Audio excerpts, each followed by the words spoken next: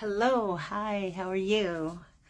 I am Miss Faith, and welcome to my second live video called Constitutional Chowder. And last week, thank you all for watching. I really appreciate it. We covered our First Amendment, and today we're going to be covering hopefully the Second, Third, and Fourth Amendments. So let's get to it.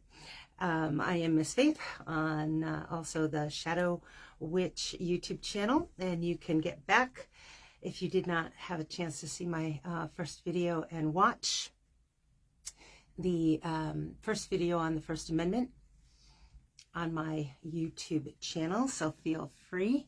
I'll put the link right here in the description. And I am many things. I've been a historian for decades. I used to write years ago a column in our local edition of the Hartford Courant on local history, and I've studied constitutional law for years. Now, having said that, I am not an attorney. I don't pretend to be, but I love constitutional law, and that's what's so great about constitutional law is you do not have to be an attorney. Constitutional, our freedoms and our protections that come from our Constitution apply to every single person in this country. And there are freedoms, there are protections, and they're ours. So I thought I would have this video series to kind of explain in layman's terms, not the dry, dusty law books terminology, but in layman's terms, exactly what our constitutional amendments are. That's the part of our Constitution that applies to us, our rights and freedoms, and some interesting little tidbits that you might not know about. So right now in our country, people are scared, frustrated, pretty ticked off. They feel helpless. Some people feel hopeless, but you know what I've always found that helps? Knowledge. If you know how our government works, how something works, it helps you understand a little bit better, and it's helpful, I find, in getting rid of some of that hopelessness. So now, if you do not know how our government works, don't feel bad. Okay, that's okay. If you don't know some of this, that's to be expected. People are busy working, busy worrying about their families, trying to pay the bills. Maybe you're streaming some fun television series. Hi, Gabby, our little friend Gabby. She's also a constitutional scholar. She might pop in a little bit later. She said hello. You're basically living your life, and that's exactly what you're supposed to be doing, because you see, when everything is working in balance with the government and we, the people, and things are balanced the way they should be, then we elect government officials, as that's our responsibility, e.g. senators, representatives, party leaders, governors, presidents, and they, my friends, are supposed to know. We depend on them to know what the constitutional laws governing them as the government, the three parts of our government, the executive branch, the legislative branch, and the judicial branch, what their guardrails are, what they can do legally, what they can't do, and how they interact with the American people. That's our agreement, and that has been our agreement for well over 200 years. The problem is we depend on them that they will follow their oaths, so we can live our lives without having to follow their every move, their every vote in Congress, every backroom deal. So, with no partisan favoritism, I present to you the 27 amendments in this live video series, and you can decide for yourself if they are being followed or not. So, we did get a question from last week, and I'm going to touch on that really quickly. Can an amendment be changed by presidential executive order? Excellent, excellent question. And the answer is really simple. No. Except for no. Unless, no, it can't be. not even a little, not even occasionally. It cannot be changed by a president just signing, some type of executive order because they might not particularly like a particular amendment. It doesn't matter. I'm going to just plug in here. I don't want to lose you guys. I want to make sure I got a good connection. Okay. Why? Simple. The president is one person and they're in charge of the executive branch. We have 3 branches of government, as I just mentioned.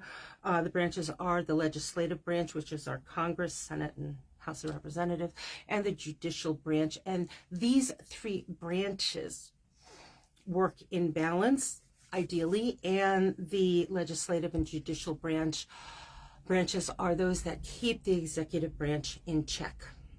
And that's the way it's supposed to work. These 27 amendments have been adopted as national law by 3/4 of the states, thus making them federal law. That means 3/4 of the states, we have 50 states, that's 38 states, must ratify an amendment to make it federal law. And if it doesn't, it doesn't. So it has to be the majority of the people in this country. So an executive order, no matter how many times it's signed by one man or woman, irregardless, no, must go through the states, must go through Congress. This was designed specifically. Now, let's talk about the Second, Third, and Fourth Amendments. The Second Amendment, our Bill of Rights, is the first through the 10th Amendment, all ratified and accepted as law of this land in 1791. Now, the Second Amendment might not be initially what you thought way back in 1789 when it was all being hashed out and they're trying to figure out what the first 10 amendments, the Bill of Rights, should be to give the people of the land their rights. The Second Amendment was something totally different. It was actually proposed that the Second Amendment be a law that would restrict Congress from giving itself raises before the next election on the chance that they would be voted out. And if they were to receive a pension, it would be locked in at their pay rate before they were voted out, and a new pay rate voted in next term. So an attempt to curb congressional corruption, which went by the wayside when it did not receive 3/4 of the votes needed. And back then, only 9 states were needed to ratify this amendment. As I said, today, 38 of the 50 states are needed, and that amendment eventually did pass, and we will get to it eventually. I think you might be surprised at when it actually shows up. I'm just going to double check this one moment, my friends. I just need to make sure. Good. Okay. Just wanted to make sure I had my connection there. Okay. So that didn't get passed. So the Second Amendment was eventually adopted, as you know and love it, in 1791. It reads as follows: 27 short, simple words. A well-regulated militia, being necessary to the security of a free state. The right of the people to keep and bear arms shall not be infringed. It does continue, but no persons religiously scrupulous shall be compelled to bear arms. This is where, in times of warfare, we get the term conscientious objectors, those that choose not to, carry weapons into war. Maybe they have other jobs and they can be conscientious objectors that you usually still have to serve, but they serve usually at desk jobs or something like that. Sometimes they're ministers or helping in other ways. At the time of the Revolution, and this is according to true constitutional scholars who are or legal experts, at the time of the American Revolution, well-regulated did not mean government regulations as we understand that word to mean today. It meant well-disciplined, well-trained, well-armed, able-bodied, willing men who are capable and ready to fight for their country. The various states were responsible for providing this protection. This is back in the 1700s, early 1800s. It didn't mean that the states were controlling the militia, but that the militia in various states were prepared to do its duty. Then it talks about security. Security from what? We were expanding west. There were plenty of reasons back then to fear attacks, invasions, but it also meant, according to congressional experts, physical protection against governmental overreach. And the idea of a state militia would be desired as a deterrent against national tyranny. They had just overthrown a king, a monarchy. Our Constitution was written in a strong attempt to prevent that from ever happening again on American soil. Of course, the elimination of state militias and the institution of a modern United States military of the size and scope of ours today, this concept is no longer more than anything but military history. What about the individual's right to bear arms? Well, it was originally believed that the phrasing referred to an American's right to bear arms in defense of their country as they were connected to a military or a militia. Only that. Not for personal self-defense, not to have it in your home if not associated with a militia or a military.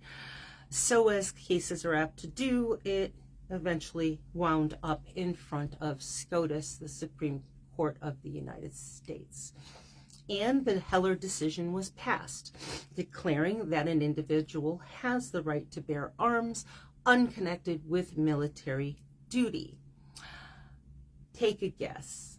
What year was that Supreme Court decision passed? Take a guess. Now, the Constitution was ratified in 1791, so just pick a date in your mind.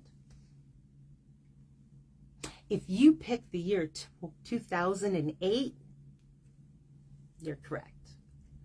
Yes, 2008. Now, the Third Amendment. I know, right? The Third Amendment, which is probably the least controversial amendment, never appeared as a case before the Supreme Court of the United States. And it's a very simple one. No soldier shall in times of peace be quartered in any house without the consent of the owner, nor in time of war, but in a manner prescribed by law. So what is that all about? Well, this directly speaks to the Revolutionary War period when British troops were taking over our homes, living there, throwing out the rightful owners, or basically using them as slave labor, and then taking their possessions, stealing, eating their food. This does happen around the world in wartime, but after the Revolutionary War, it was not to happen again. Having said that, during the Civil War, or the war between the states, the U.S. quartered troops, and the state of New York did quarter National Guard troops in private homes in violation of the Third Amendment, but afterwards the Army was very quick to compensate the homeowners, thus it prevented any lawsuits from being filed. Now, after the Civil War, there was one notable case of Engblom v. Carey, where state corrections officers sued after National Guardsmen were quartered in their homes during a strike. This happened in 1982. This landmark case was heard in the Second Circuit Court of Appeals, and the correction officers won. And the Second Circuit Court of Appeals covers Connecticut, New York, and Vermont. It is used as precedent today, and no other cases typically are ever brought to bear because we provide plenty of military bases on American soil for our military, and when they don't have a base, they sleep out or do what is called bivouacking. And now we get to the Fourth Amendment. Freedom and the protection against unreasonable search and seizure. This protects a person's home, their papers, and personal effects. And the second part of this is a probable cause is required for a warrant and must describe the place to be searched and the items to be seized. So, the Fourth Amendment, it's important to know, yes,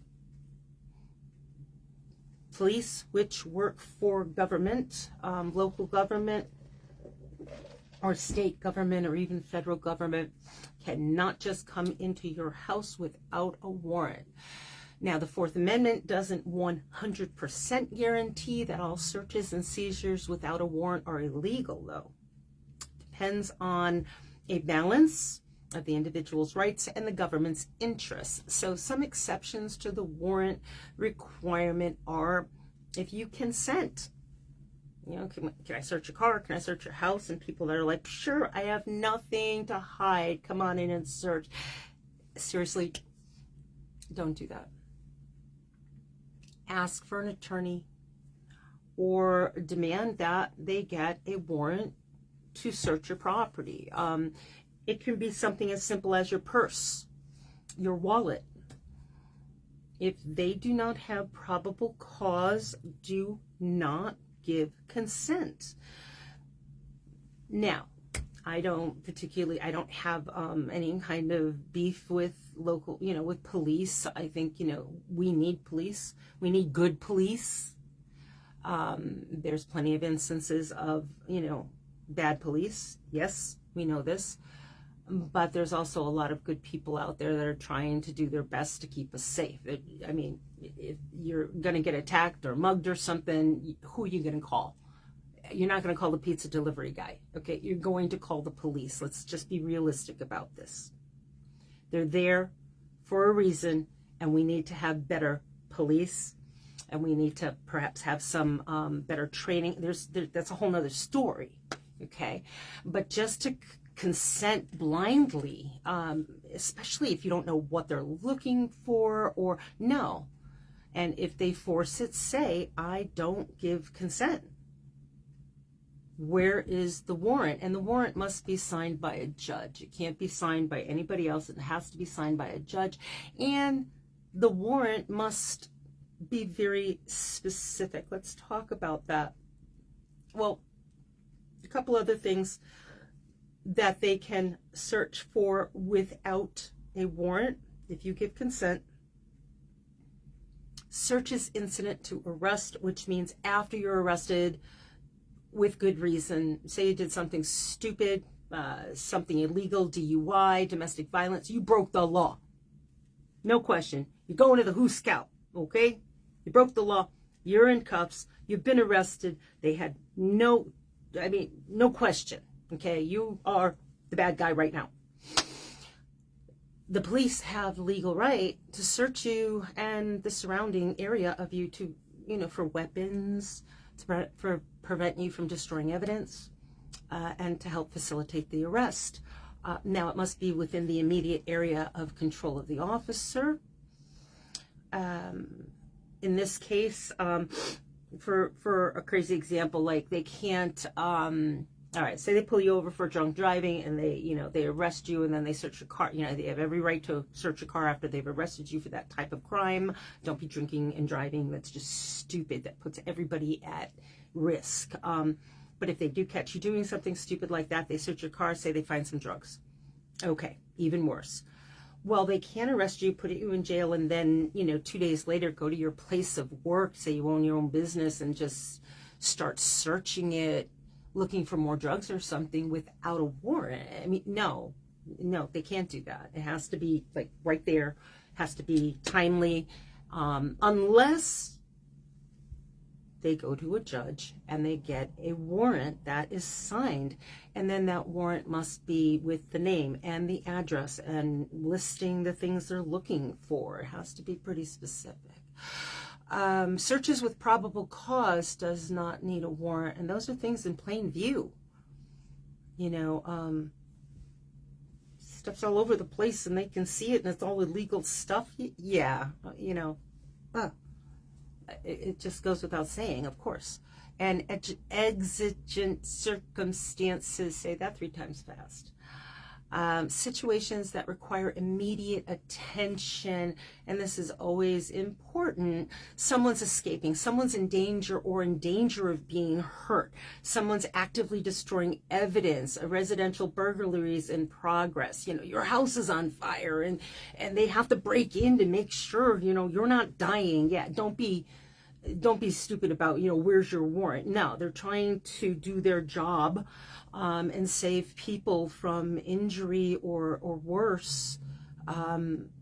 Those are exigent circumstances, and that gives them the right to make sure everybody is safe. So now the Fourth Amendment also protects your mail, your email, and digital data. And most important to remember, the Fourth Amendment, as a matter of fact, all of our amendments, our Constitution protects anyone on American soil, whether they are American citizens or not. These are not just special little jewels that American citizens only get. These are considered protections of fundamental human rights. I hate the term illegal. I hate the term, aliens. They're not from outer space. It could be an undocumented citizen, but no human is illegal. And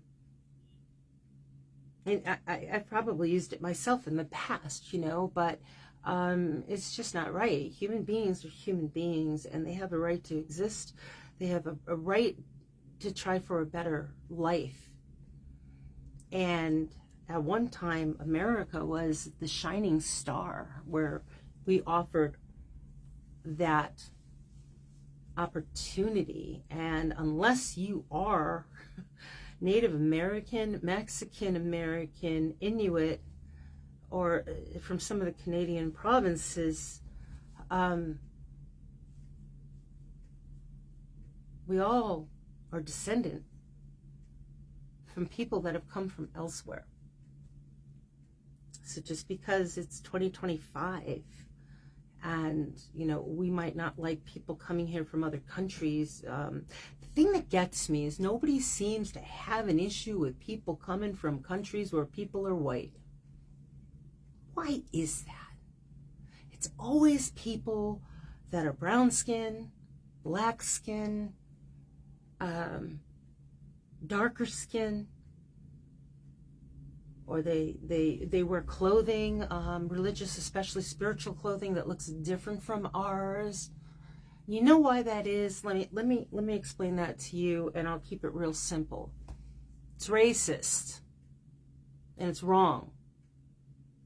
My family came from Ukraine, Poland. Another side of the family came from Warsaw.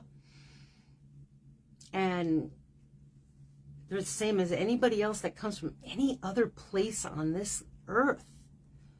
And just because their skin is one color as opposed to another does not make anybody less deserving of humanity. We can do things better. So, when our fundamental human rights, our amendments, are taken from any one of us, they're taken from all of us. Also, there's no generalized exception to the Fourth Amendment warrant requirement in national security cases. Did you know that? No, Gabby agrees. She says, that's right. Don't forget that part, Ms. Faith. Even in the cases of national security, the government cannot conduct searches or seizures without a legal warrant signed by a judge, and that judge must sign a warrant that says you are going after this person, first name, last name. Their address is, or their last known address is, and they are wanted for what crime? Simply breathing and existing isn't a crime. What's the crime they committed? And being an undocumented citizen is not, by definition, a crime, depending on what state you're in. Did you know that? No. Just because somebody wants it to be that. Most recently, ICE, U.S. Immigration and Customs Enforcement Agency, they've been seen in places like in my hometown at big box stores like Costco's, I think is around the country. So I'll use that term that we don't have, I don't think that in our town, but it was a store like that. I don't think if I use the name of the store, anybody would recognize it. They've been at public schools in parts of New England, questioning children as to whether they're legal. They can't do this. It is illegal. You can get online. You can Google, do a search of what to do if you see ICE in your neighborhood, how you can help your neighbors, how you can help those even if you don't know them, what to do if they come to your home. Again, they need to have a search warrant, not an arrest warrant, not a warrant for removal. Needs to be signed by a judge, not from somebody from the ICE agency. Has to be a judge. Guess what? If it has a stamp on it that might say President of the United States, it's not legal. Needs to be a judge. Don't sign anything, and know that the rights that are afforded all Americans are rights for even those that are not documented citizens. Don't sign anything, remain silent, and if they do try to search you or take you, just say, I do not consent to a search. I want an attorney, and try to record everything if possible. Hopefully somebody is recording it for you. Again, you might say, well, I'm a citizen, those people aren't. But when their rights are taken from them, it's only a matter of time before our rights are taken from us. Because they're the same rights. And when they push the goalpost a little bit, it all falls down. The Constitution should be solid, and it should be protected against any one person deciding that, well, I don't like that, so I'm going to throw that out. And that doesn't work for me. I'm going to throw that out. Because no one in the executive branch, and no one in the judicial branch, and no one in the legislative branch, no one can simply say, it doesn't work for me, we're going to throw it out. It is up to 3/4 of the states in this country to make that decision. And if we choose not to change an amendment, then it holds firm.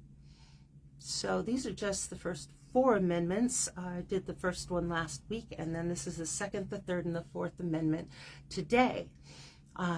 Next Tuesday, I'm going to do the 5th amendment, which is really long, but we're going to try to just go through the, I think it's, how many, oh my goodness.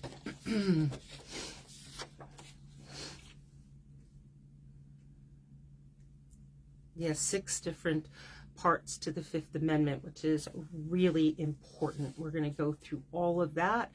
And that basically applies if you've been arrested, and exactly what your rights are as a person, that if you were to get into that position, exactly what your rights are and how you can implement them. The first thing I'm going to tell you is get a lawyer. So, Anyway, I hope you found this interesting, and I hope maybe you learned something that you didn't know. Most importantly, remember the Constitution. That's our agreement with our government, and we can't let a little bit of it just be ignored, because that's the only thing we have. That's the only thing that makes our democracy what it is. And a lot of people might say it's not, it's not the best system. There's a lot of flaws in our system, but around the world, it's the best one that anyone has ever come up with. And we, the people, are the ones that can make it better. We can adjust it, and we can make it progress as we continue through our future. We're the only ones that can do that. One man, one woman can't. And that's something that we should be proud of. So thank you for visiting me and listening to Constitutional Chowder. If you have any questions, please send them along. And this is going to be on my YouTube channel by tomorrow. And I will definitely put the link to my YouTube channel on this video so you can check out the last one. Thanks so much, and I hope you have an excellent rest of your day. Thanks.